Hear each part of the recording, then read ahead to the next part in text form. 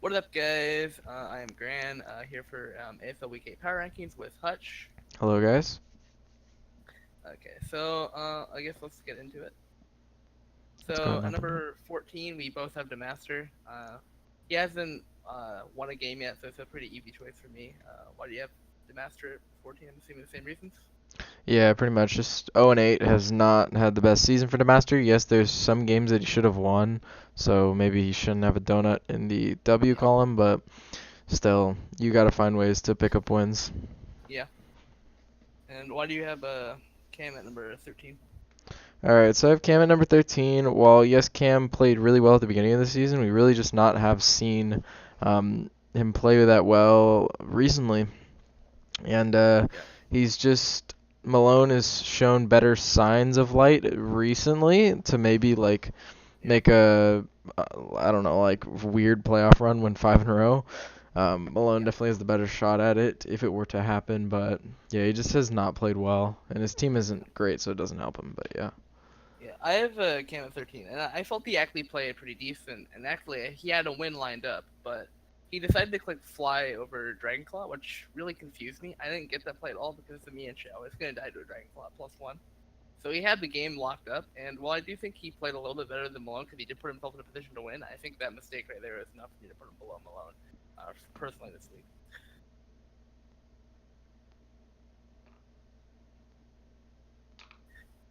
And I put Malone at 12, mostly just because he's been playing decently well. It was a close game versus TCP, but again, like he hasn't had as consistent seasons as other coaches above him, so I had to put him number 12. Yeah, there's no one else with a 2-6 record besides Cam and Malone, so they're kind of just Yep.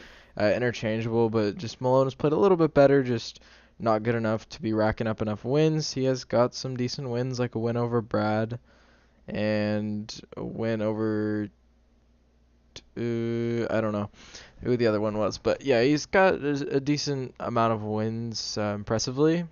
So yeah, just put him a little bit higher.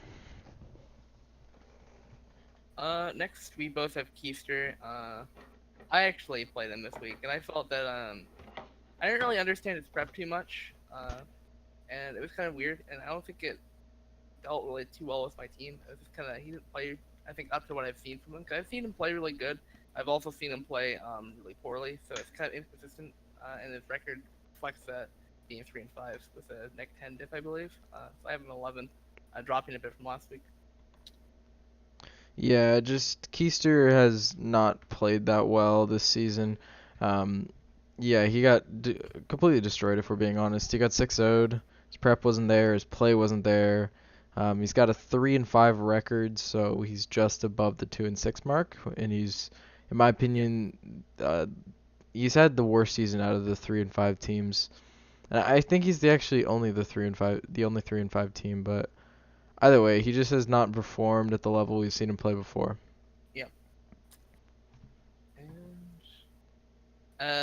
10, I have Milan. I put Milan 10 mostly just because he's coming off a loss. Well, I did think he played pretty well. Also hasn't played too many games in ASL, so I couldn't really. It's hard really to rate him compared to other coaches, but other than that, I had to keep him at 10. I didn't think he played bad, but he didn't pick up a win, so I didn't really see a need to move him up over some other coaches that picked up wins this week. Yeah, so at the number 10 spot, I have TCP here.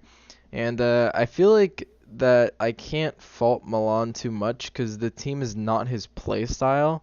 And if I'm Yeah, being honest, in terms of skill level play wise, Milan definitely takes it over TCP in my opinion.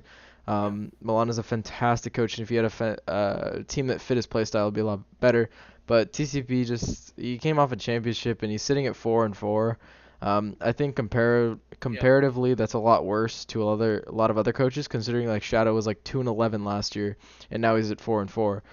AZ wasn't even a coach last year, so we don't have a way to compare. It's just TCP's been on a very big decline. yeah, I don't think his team functions that well together at all. I like the Mega Beedrill Zygarde, I like the synergy there, but his team is really weird. It's kind of yeah, passive yet really offensive at the same time. It just doesn't gel together. yeah. Understandable. Uh, so I have Shadow at number 9. Well, he did pick up a win. It was a pretty dominant win, I believe, with Celesteela over Susie, I think. Uh, However, I feel like he's been, despite being 4-4, he's been really inconsistent throughout the season. He's had really bad games, but he's also had really good games. So I put him at number 9. I didn't see a need to put him above some other coaches. I feel we have been playing a little more consistent in terms of their games they've played throughout the season. So I put him at number 9. Yeah, and I have Milan here at number 9. And like I said, just putting him over TCB. Okay, Milan is the other 3 and 5 team, so that's what it is. But I put him over TCB just in the fact that I think he has a little bit more skill as a battler. And Yeah. yeah, I can't fault him. He has a really good team, I'm not gonna lie, but it's like if he had a better team, he would possibly be able to make a playoff run. Really, this season is kind of just get your spot in and then just wait out until next season for Milan. Yeah. But he didn't Yep. play terrible, just he's working with what he can. Yeah. And then at 8, we both have AZ. I put AZ at number 8, dropping him 1 spot. Despite winning versus Cam, he actually would have lost had Cam clicked Dragon Claw over Fly, and that would have been a huge blow to AZ in terms. So kind of got lucky and escaped with the W this week, but I didn't see a need to keep him where he was, and I wanted to move him down a bit because I don't think he played to the best of his abilities versus a player he should easily beat um, that week. Yeah, like you said, the game was theoretically lost for AZ, so considering if what happened, or if what should have Yeah. happened, he would be much Yeah. lower spot, and it's just you can't justify putting a player any higher. Like, yes, he has a 4-4 record, Yeah. but I can't justify putting him over another 4-4 team such as Shadow, whereas AZ had the game lost and should Yeah. theoretically be 3-5. Yeah. And I have TCP actually at 7. Just because I feel like out of the 4-4 teams, he's been the most consistent throughout the season. So I put him a little bit higher. It's really close, honestly, in terms of the 3, because again they have the same record. But I think his season's been, I guess, a little more consistent, and I do think a lot of the struggles come down to the team he's drafted. It's kind of awkward. I didn't really like it at the start of the season. I don't like it now. So I think that's partially where the struggles come from. Yeah, and at the number 7 spot, I have Shadow here. Shadow is 4-4, a tremendous improvement from last season already. And Yeah. Shadow's been playing really well. He's picked up some nice and impressive wins, and he definitely has a very legitimate chance of making the playoffs. His team is pretty well-rounded. He had issues going into the season, but he fixed them up pretty decently. And dominating win over Susie. I combined win and victory. I'm creative. And yeah, he got a dominating win, which is only going to help his differential. And considering like someone who is Susie, who is at the very bottom of the playoff Yeah. picture, Shadow's going to have a very big advantage going into it because he's going to have a much higher differential. So all Shadow has to do is Yeah. tie a record with Susie, and then he's got a playoff spot. Yeah. And at 6, we both have Susie. Coming off a loss versus Shadow, which was probably the game he had to win, considering that his schedule gets really hard from this point out. And sitting at, I believe, let's see, 5-3 right now. Yeah, 5-3. Pretty Yeah, sure. yeah. So I think he's the worst team going to the playoffs. I'm pretty sure at this point, but yeah, just not the best showing from Susie this week.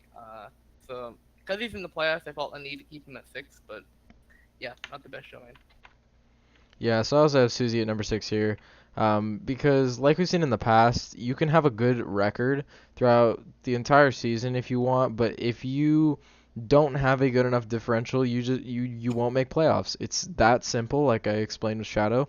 He's Yeah. gonna have a much better differential going into it, and he has a very real possibility of overtaking Susie. And Susie Yeah. is going to struggle a lot because of a lot of his wins have been huge blows to him. Yes, he's picked up a couple big wins, but for the most part, his losses have been huge differential losers. Yeah. And his team is very good. It's well crafted, and he's got to be able to pick up some wins in the next coming weeks and hopefully get Yeah. 8 wins before it's too late. Yeah. Fair. And then number 5, I have Ian. You have yourself. Why don't you talk about that? All right, so I have myself down here, just because I have not been playing that well as of late. I lost to TJ this week in something that I could have prevented if I went slow bro immediately, but I figured that the red card would have been enough. It would have been enough, assuming I didn't get high rolled. But yeah, TJ just brought the right combo set, and just the fact that it was something that I could have prevented, and I didn't. I tried to make the double predicting the Z move, and it cost me. Yeah. I just did not play around the Como the way I needed to. And I put Ian number 5, mostly because I think out of the UTJ and Ian, who were all pretty similar in like regards to record and total play throughout the season, I feel like I guess Ian's performance this week versus Demaster, he pulled a 1-0 victory versus the team that hasn't won a game, which is less impressive, I think, than TJ's win. And I think you yourself have had better performances throughout the season as a whole, in my opinion. So I put you above Ian number 4. Yeah, so I have Ian down here at number 4. Just basic reason for why he is above me. I think his team is more well-rounded. My team lacks a lot with momentum. So Yeah. Ian's team is just more well-rounded in that regard. And yeah, he did only win 1-0, but he did pick up the win this week, which is my reasoning for putting him over me as I lost. Yeah. And we both have TJ at number 3. I put him at number 3 mostly because coming off a big win over you with the Como set in the sweep, I believe it was a 4-0. Kind of separates him from you and Ian a little bit this week, so I put him at number 3. Still think he needs to work on his consistency throughout the season to kind of keep moving up, but I hope he can put some wins together and make a run for one of the higher playoff spots. Yeah, TJ yet again having a very, very deadly Mon. Last year was Cloister, but it appears to be Como this year. And TJ's team is a little bit weird at first glance, but it functions really well together. He's been able to utilize Como extremely well, and TJ is going to grab the necessary differential this week that's going to really propel him into the playoff race. And yeah, TJ's got a good team. He's got a good record. He's just got to continue this momentum into the upcoming weeks. And I have myself at number 2. Now, while I am undefeated technically, I don't think I deserve the number 1 spot just because I didn't play all the games. Prior, Cody played the first 7 games. I've only played 1 game. Yes, it was a 6-0, but I feel like I need to play a bit more and get more wins in a row before I can justify putting myself at number 1, in my opinion at least, from my standing. So I'll put myself at number 1 after I beat Ian next week. All right, so I have EN at number 2 here, and basically it just goes down to the simple fact that EN is, I believe, 6-2 at this point. You are 8-0, and while yes, you've only played 1 game, I'm not surely basing this off of how has this coach do, or how has this coach done? I mean, you're undefeated. We had the same thing with EN. If someone would have taken it over EN, I probably would have done the same thing that I'm doing now. It's just it's a big it's a big record gap. And yes, it could close in the coming weeks. And if you lose next week, I will probably swap this, almost guaranteeing that I would swap this. But yeah, just for now, considering that you have an 8-0 record, and Ian has been playing well, and he's gonna have the upper hand on the 5-3 teams. But yeah, that's where he's gonna be for now. And simply, I have Ian number 1 just because he has the 7-2 record, and I feel just because I didn't want to put myself at number 1, so I put him at number 1 because he's only a 6-2 team, and I feel he's played really well during the season. He started off a little rough, kind of bounced back with some wins in a row. So yeah, had a real solid season as expected. And that would be it, guys. Hope you enjoyed. I'm pretty sure Ian will be back for the Week 9 Power Rankings. But until then, I'll see you guys next time. See you guys.